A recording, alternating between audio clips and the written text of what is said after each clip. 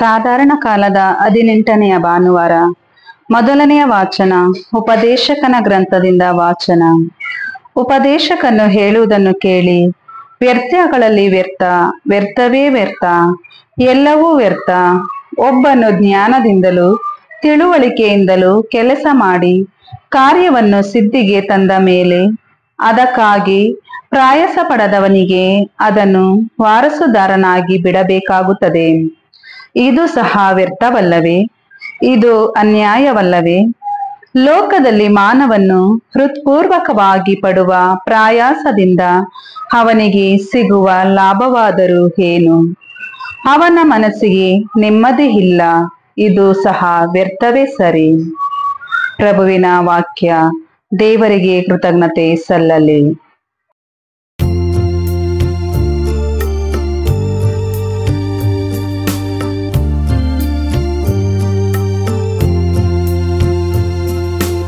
ಆತನ ಕರೆಗೆ ಕಿವಿಗೊಟ್ಟರೆ ಏನಿತು ಒಳಿತು ನೀವೆಂದೇ.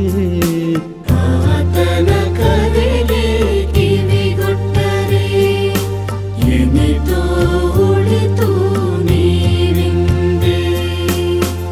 ಬನ್ನಿ ಸ್ತುತಿಗೀತೆ ಹಾಡೋಣ, ಬನ್ನಿ ಪ್ರಭುವಿಗೆ ಜಯ ಘೋಷ ಮಾಡೋಣ, ನಮ್ಮ ರಕ್ಷಕ ದೇವನಿಗೆ. ಆತನ ಸನ್ನಿಧಿ ಸೇರೋಣ ಕೃತಜ್ಞತಾ ಸ್ತುತಿಯೊಂದಿಗೆ. ಜಯ ಜಯಕಾರ ಮಾಡೋಣ ಕೀರ್ತನೆಗಳಿಂದ ಆತನಿಗೆ. ಆತನ ಕರೆಗೆ ಕಿವಿಗೊಟ್ಟರೆ ಏನಿತು ಒಳಿತು ನೀವೆಂದೇ. ಬನ್ನಿ ಆರಾಧಿಸೋಣ, ಬನ್ನಿ ಬಾಗಿ ವಂದಿಸೋಣ, ನಮ್ಮನ್ನು ಸೃಷ್ಟಿಸಿದ ಪ್ರಭುವಿಗೆ ಸಾಷ್ಟಾಂಗವೆರಗೋಣ.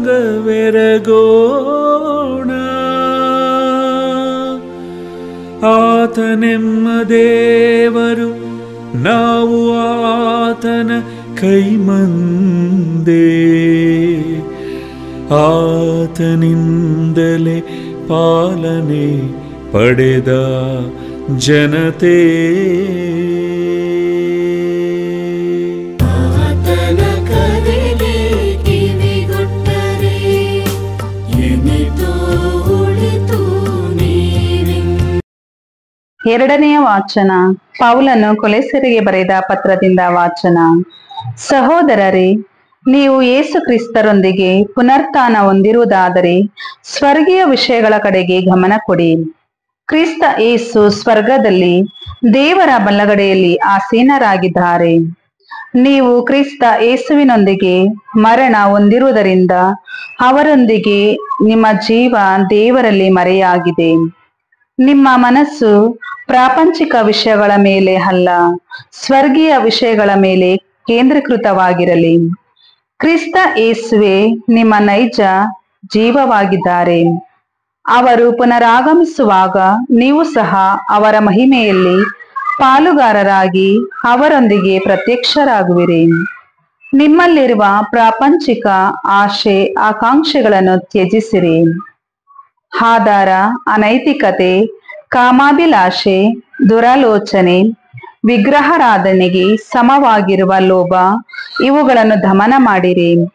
ಒಬ್ಬರಿಗೊಬ್ಬರು ಸುಳ್ಳು ಹೇಳಬೇಡಿ, ಏಕೆಂದರೆ ನಿಮ್ಮಲ್ಲಿದ್ದ ಹಳೆಯ ಸ್ವಭಾವವನ್ನು ಅದಕ್ಕೆ ಸಂಬಂಧಿಸಿದ ದುರಭ್ಯಾಸಗಳನ್ನು ತೊರೆದು ಬಿಟ್ಟಿದ್ದೀರಿ. ಮಾತ್ರವಲ್ಲ, ನೂತನ ಸ್ವಭಾವವನ್ನು ಧರಿಸಿಕೊಂಡಿದ್ದೀರಿ. ನೀವು ಸೃಷ್ಟಿಕರ್ತನನ್ನು ಸಂಪೂರ್ಣವಾಗಿ ಅರಿತುಕೊಳ್ಳಬೇಕು ಎಂಬ ಉದ್ದೇಶದಿಂದ ಈ ಸ್ವಭಾವವನ್ನು ಅನುದಿನವೂ ನವೀಕರಿಸಲಾಗುತ್ತಿದೆ. ಇಂಥ ಹೊಸ ಜೀವನದಲ್ಲಿ ಯಹೂದ್ಯ, ಗ್ರೀಕ್, ಸುನ್ನತಿ ಹೊಂದಿದವ, ಸುನ್ನತಿ ಇಲ್ಲದವ, ನಾಗರಿಕ ಅನಾಗರಿಕ, ಯಜಮಾನ ಗುಲಾಮ ಎಂಬ ಭಿನ್ನ ಭೇದವಿಲ್ಲ. ಕ್ರಿಸ್ತ ಯೇಸುವೆ ಸಮಸ್ತದಲ್ಲಿ ಸಮಸ್ತವೂ ಆಗಿದ್ದಾರೆ. ಪ್ರಭುವಿನ ವಾಕ್ಯ. ದೇವರಿಗೆ ಕೃತಜ್ಞತೆ ಸಲ್ಲಲಿ. ಘೋಷಣೆ. Alleluia, alleluia. ನಾನೇ ಜಗಜ್ಯೋತಿ. ನನ್ನನ್ನು ಹಿಂಬಾಲಿಸುವವನು ಕತ್ತಲಲ್ಲಿ ನಡೆಯುವುದಿಲ್ಲ, ಜೀವದಾಯಕ ಜ್ಯೋತಿ ಅವನಲ್ಲಿರುತ್ತದೆ. ಹಲ್ಲೆಲೂಯ. ಲೂಕನು ಬರೆದ ಪವಿತ್ರ ಶುಭ ಸಂದೇಶದಿಂದ ವಾಚನ. ಆ ಕಾಲದಲ್ಲಿ ಜನಸಮೂಹದಿಂದ ಒಬ್ಬನು, ಬೋಧಕರೇ, ನಮ್ಮ ಪಿತ್ರಾರ್ಜಿತ ಸೊತ್ತನ್ನು ನನಗೆ ಭಾಗ ಮಾಡಿಕೊಡುವಂತೆ ನನ್ನ ಸೋದರನಿಗೆ ಹೇಳಿ ಎಂದು ಯೇಸುವನ್ನು ಕೇಳಿಕೊಂಡನು. ಅದಕ್ಕೆ ಯೇಸು, ಏನಯ್ಯ, ನಿಮ್ಮಿಬ್ಬರ ನ್ಯಾಯ ತೀರಿಸುವುದಕ್ಕೂ ನಿಮ್ಮ ಸ್ವತ್ತನ್ನು ಭಾಗ ಮಾಡಿ ಕೊಡುವುದಕ್ಕೂ ನನ್ನನ್ನು ನೇಮಿಸಿದವರು ಯಾರು ಎಂದು ಮರುಪ್ರಶ್ನೆ ಹಾಕಿದರು. ಅನಂತರ ಜನರನ್ನುದ್ದೇಶಿಸಿ, ಎಚ್ಚರಿಕೆ, ಯಾವ ವಿಧವಾದ ಲೋಭಕ್ಕೂ ಒಳಗಾಗದಂತೆ ಜಾಗರೂಕರಾಗಿರಿ. ಏಕೆಂದರೆ ಒಬ್ಬನಿಗೆ ಎಷ್ಟೇ ಸಿರಿ ಸಂಪತ್ತಿರಲಿ, ಅವನ ನಿಜವಾದ ಜೀವನ ಅದನ್ನು ಅವಲಂಬಿಸಿಲ್ಲ ಎಂದು ಹೇಳಿದರು. ಅನಂತರ ಅವರಿಗೆ ಈ ಸಾಮತೆಯನ್ನು ಹೇಳಿದರು. ಒಬ್ಬ ಧನಿಕನಿದ್ದ. ಅವನ ಭೂಮಿ ಒಮ್ಮೆ ಸಮೃದ್ಧಿಯಾದ ಬೆಳೆ ಕೊಟ್ಟಿತು. ಆಗ ಅವನು, ನನ್ನ ಬೆಳೆಯನ್ನೆಲ್ಲ ತುಂಬಿಡಲು ಸ್ಥಳವಿಲ್ಲವಲ್ಲ, ಏನು ಮಾಡಲಿ ಎಂದು ತನ್ನಲ್ಲೇ ಆಲೋಚಿಸುತ್ತಾ, ಹೌದು, ಹೀಗೆ ಮಾಡುತ್ತೇನೆ, ಇರುವ ಕಣಜಗಳನ್ನು ಕಿತ್ತು ಹಾಕಿಸಿ ಇನ್ನು ದೊಡ್ಡವುಗಳನ್ನು ಕಟ್ಟಿಸುತ್ತೇನೆ. ಅಲ್ಲಿ ನನ್ನ ಎಲ್ಲ ದವಸ ಧಾನ್ಯಗಳನ್ನು, ಸರಕು ಸಾಮಗ್ರಿಗಳನ್ನು ತುಂಬಿಸಿ ಇಡುತ್ತೇನೆ. ಅಲ್ಲದೆ ಎಲೈಮನವೇ, ಅನೇಕ ವರ್ಷಗಳಿಗೆ ಬೇಕಾದಷ್ಟು ಸರಕು ಬಿದ್ದಿದೆ. ಆರಾಮವಾಗಿರು, ತಿನ್ನು, ಕುಡಿ, ಸುಖಪಡು ಎಂದು ಹೇಳಿಕೊಳ್ಳುತ್ತೇನೆ ಎಂದುಕೊಂಡ. ಆಗ ದೇವರು, ಎಲವೋ ಮೂರ್ಖ, ಇದೇ ರಾತ್ರಿ ನೀನು ಸಾಯಬೇಕಾಗಿದೆ. ನಿನಗಾಗಿ ಸಿದ್ಧ ಮಾಡಿಟ್ಟಿರುವುದೆಲ್ಲ ಯಾರ ಪಾಲಾಗುವುದು ಎಂದರು. ತನಗೋಸ್ಕರ ಸಂಪತ್ತನ್ನು ಶೇಖರಿಸಿಟ್ಟುಕೊಂಡು ದೇವರ ದೃಷ್ಟಿಯಲ್ಲಿ ಧನಿಕನಲ್ಲದವನು ಇವನಿಗೆ ಸಮಾನನು ಎಂದರು ಯೇಸು. ಪ್ರಭುವಿನ ಶುಭ ಸಂದೇಶ. ಕ್ರಿಸ್ತರೇ ನಿಮಗೆ ಸ್ತುತಿ ಸಲ್ಲಲಿ.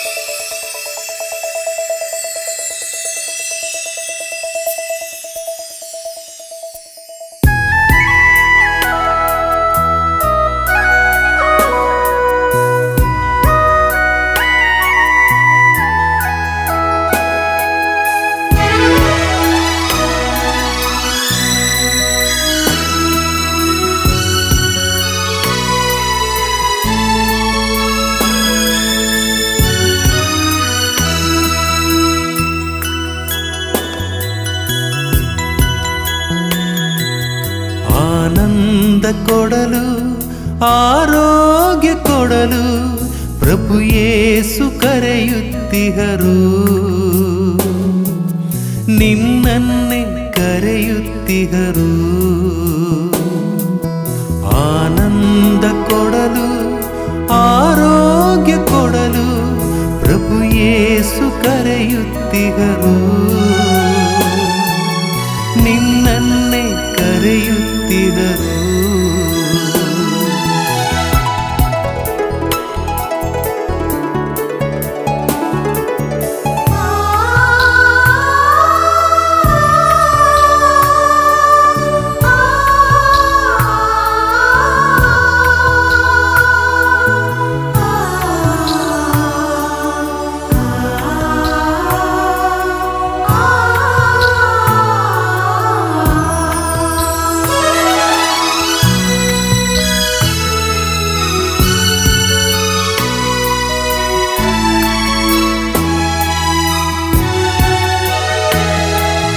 ಹೊರೆ ಹೊತ್ತು ಬಳಲಿ ನೊಂದ ಮಗನೇ, ಕಾರ್ಗತ್ತಲ ಮಾರ್ಗದಲ್ಲಿ ಅಲೆಯುವ ಮಗಳೇ,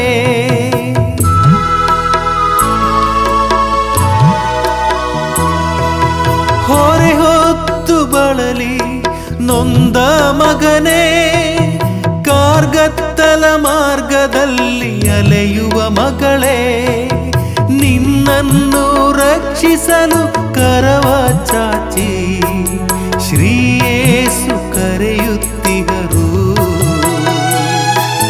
ನಿನ್ನನ್ನು ರಕ್ಷಿಸಲು ಕರವ ಚಾಚಿ ಶ್ರೀ ಯೇಸು ಕರೆಯುತ್ತಿಹರು.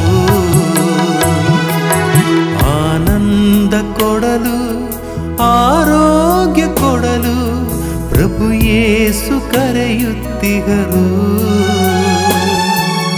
ನಿನ್ನನ್ನೇ ಕರೆಯುತ್ತಿಹರು.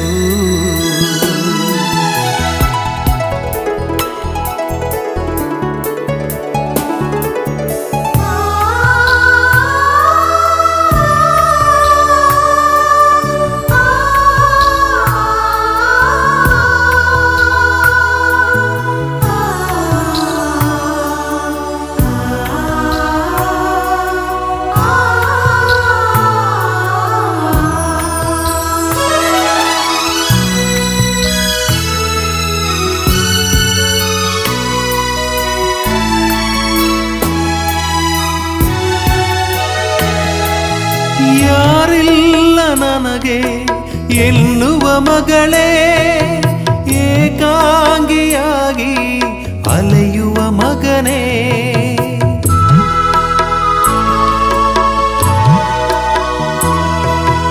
ಯಾರಿಲ್ಲ ನನಗೆ ಎನ್ನುವ ಮಗಳೇ, ಏಕಾಂಗಿಯಾಗಿ ಅಲೆಯುವ ಮಗನೇ, ನಿನಗಾಗಿ ಬಲಿಯಾದ ಪ್ರೇಮದಾತ ಜೊತೆಗಿದ್ದು ಪ್ರೀತಿಸುತ್ತಾರೆ.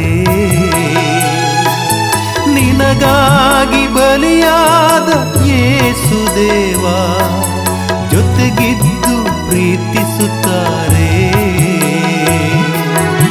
ಆನಂದ ಕೊಡಲು ಆರೋಗ್ಯ ಕೊಡಲು ಪ್ರಭು ಯೇಸು ಕರೆಯುತ್ತಿಹರು.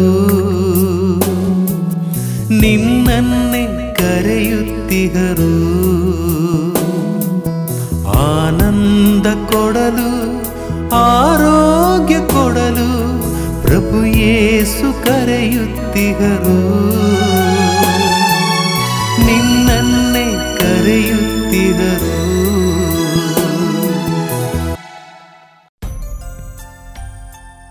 1991 15 ವರ್ಷದ ಹಿಂದಿನ ಮಾತು. ನಾನೇ ನಿಮ್ಮೆಲ್ಲರ ಪ್ರೀತಿಯ ಬ್ರದರ್ ಟಿ ಕೆ ಜಾರ್ಜ್.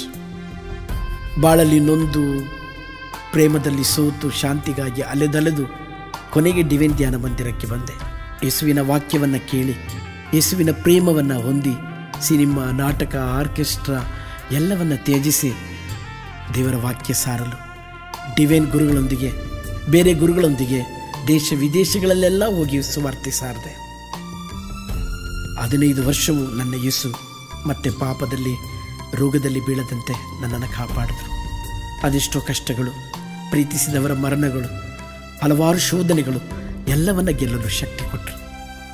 1991ರಲ್ಲಿ ನಾನು ಬಂದಾಗ ಕನ್ನಡದಲ್ಲಿ ಪ್ರಪ್ರಥಮವಾದ ಸೌಖ್ಯದಾಯಕ ಯೇಸು ಎಂಬ ಧ್ವನಿ ಸುರುಳಿಯನ್ನು ಡಿವೈನ್ ಧ್ಯಾನ ಮಂದಿರದಿಂದ ನಾನು ಬಿಡುಗಡೆ ಮಾಡಿದ್ದೆ. 15 ವರ್ಷದ ನಂತರ ಅದೇ ಗೀತೆಗಳಿಗೆ ಒಂದು ಹೊಸ ರೂಪ ಕೊಟ್ಟು ಆರೋಗ್ಯದಾಯಕ ಯೇಸು ಎಂಬ ನಾಮದಲ್ಲಿ ಮತ್ತೊಮ್ಮೆ ನಿಮ್ಮ ಮುಂದೆ ಕ್ಯಾಸೆಟ್ ತರ್ತಾ ಇದ್ದೇನೆ. ಇದೊಂದು ವಿಭಿನ್ನ ಪ್ರಯತ್ನ ನಿಮ್ಮ ಮಡಿಲಿಗೆ. ಇದು ಡಿವೈನ್ ಧ್ಯಾನ ಮಂದಿರದ ಡೈರೆಕ್ಟರ್ ಆದ ರೆವರೆಂಡ್ ಫಾದರ್ ಅಗಸ್ಟಿನ್ ವೆಲ್ಲುರಾನ್ ವಿಸಿ ನಿಮಗಾಗಿ ಪ್ರಾರ್ಥಿಸುತ್ತಾರೆ. ಆರೋಗ್ಯದಾಯಕ ಯೇಸುವೆ, ಸತ ಲಾಸರನಿಗೆ ಜೀವ ಕೊಟ್ಟವರೇ, ಈ ಕಾಸೆಟ್ಟನ್ನು ಆಲಿಸುವ ಪ್ರತಿಯೊಬ್ಬರನ್ನು ಸರ್ವರೋಗ ಬಾಧೆಯಿಂದ, ಪೀಡೆ ಪಿಶಾಚಿಗಳ ಸರ್ವಶಕ್ತಿಯನ್ನು ಯೇಸುನಾಮದಲ್ಲಿ ಬಂಧಿಸಿ ಬಿಡುಗಡೆ ಮಾಡುತ್ತೇನೆ. ನಿಮ್ಮ ಅಭಿಷಿಕ್ತನಾದ ನನ್ನ ಪ್ರಾರ್ಥನೆಯನ್ನು ಆಲಿಸಿದಕ್ಕಾಗಿ ಸ್ತೋತ್ರ ಯೇಸುವೆ. ಆಮೇನ್.